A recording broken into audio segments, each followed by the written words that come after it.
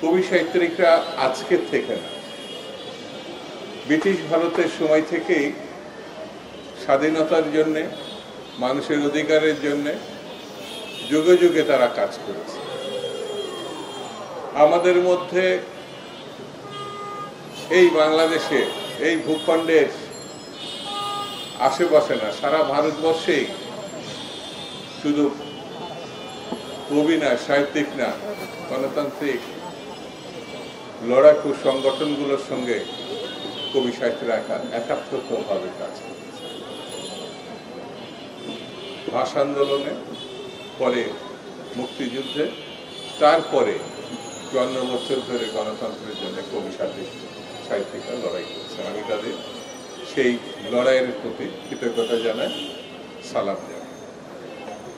বন্ধুরা, সর্বশেষ মুজিব আমলের পরে সর্বশেষ 16 বছর শেখ হাসিনার যে নির্মম শাসন, ভয়ঙ্কর শাসন, অহংকারী শাসন, দম্ভের শাসন, সেই শাসনকে এই দেশের মানুষ চূর্ণ বিচূর্ণ করে দিয়েছে। দেশনেত্রী বেগম জিয়াকে তারা হত্যা করতে চেয়েছে। তারা একসময় প্রকাশ্যে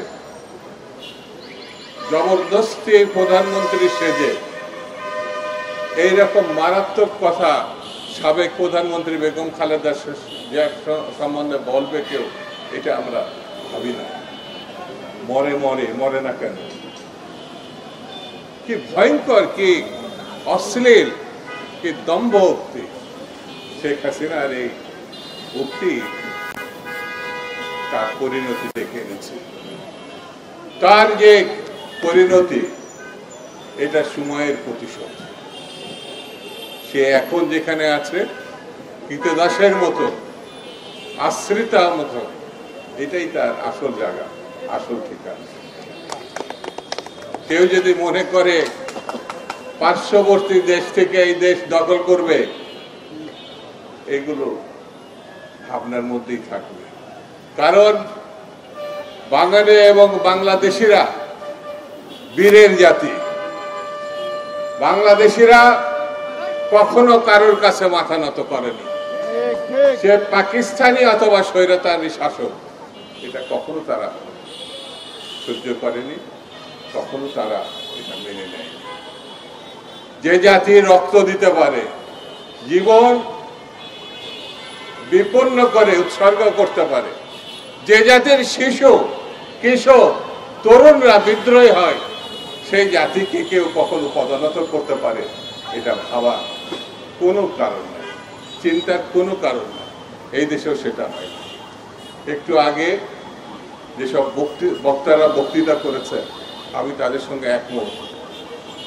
সেটি হচ্ছে বাংলাদেশের সহসা একটি নির্বাচন হতে হবে, যে নির্বাচনের মধ্য দিয়ে নির্বাচিত পার্লামেন্ট হতে হবে, যে পার্লামেন্টের মধ্য দিয়ে একটি সরকার তৈরি হতে হবে। এই সরকার এবং নির্বাচিত বাইরে কেউ যদি কোনো কিছু মনে করেন চাপিয়ে দেবেন সরকারের মানে জনগণের উপরে, এটি গ্রহণযোগ্য হবে না এবং এটি ঠিক হবে না। বন্ধুরা, আমি বক্তৃতা বেশি করব না, শুধু এতটুকু কথা বলি। আমরা সরকারকে সমর্থন দিয়েছি গণতন্ত্রের প্রশ্নে, আমরা সরকারকে সমর্থন দিয়েছি, টিকিয়ে রেখেছি একটি ভালো নির্বাচনের জন্য।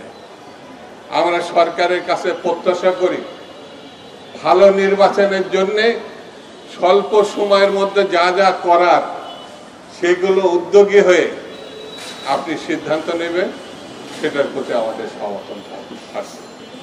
মহল বিশেষ মনে করছে নির্বাচন হলে তাদের কোনো ভবিষ্যৎ নাই, এই জন্য বিভিন্ন রকম মুখরোচক কথাবার্তা বলে নতুন নতুন দাবি সামনে এনে নির্বাচনকে প্রলম্বিত এবং ঠেকানোর চেষ্টা করছে।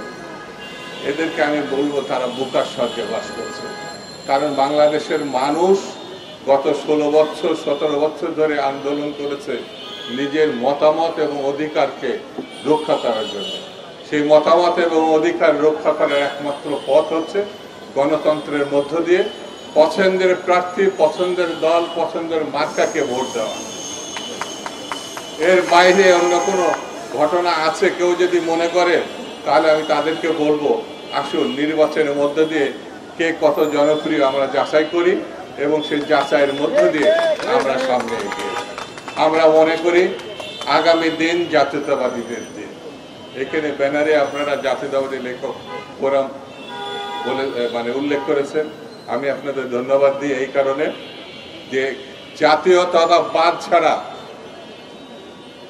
কোনো বিকল্প নাই, কোনো বিকল্প থাকলে সেটি সামনে এগিয়ে আসে।